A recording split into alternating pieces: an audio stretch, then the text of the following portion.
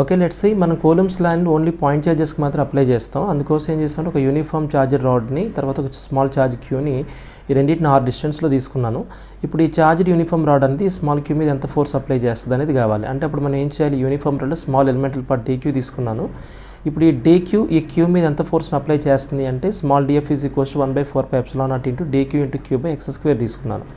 అప్పుడు ఇక్కడ డీక్యూ నేను ఎలా రాసుకున్నాను, q by l into d x రాసుకున్నాను. సో ఇప్పుడు ఈ స్మాల్ డీక్యూ పార్ట్స్ అన్నీ కూడా ఈ ఎల్ లెంత్లో ఉన్నటువంటి స్మాల్ డీక్యూ పార్ట్స్ అన్నీ కూడా ఈ స్మాల్ క్యూ మీద ఎంత ఫోర్స్ అప్లై చేస్తున్నాయి అంటే F is equals to integral d f తీసుకున్నాం. అప్పుడు ఇంటిగ్రల్ డిఎఫ్ అని ఎలా రాసుకున్నాం, 1/4πε0 into q into capital Q by capital L into d x by x square తీసుకొని ఈ మొత్తాన్ని మనం ఇంటిగ్రేషన్ చేసుకుంటే F is equals to capital L by 4/4πε0 small r of r plus capital L వస్తుంది. సో అప్పుడు మనకి ఆటోమేటిక్గా ఈ ఛార్జ్డ్ యూనిఫామ్ రాడ్ అనేది ఈ స్మాల్ క్యూ మీద ఎంత ఫోర్స్ అప్లై చేస్తుందో వస్తుంది.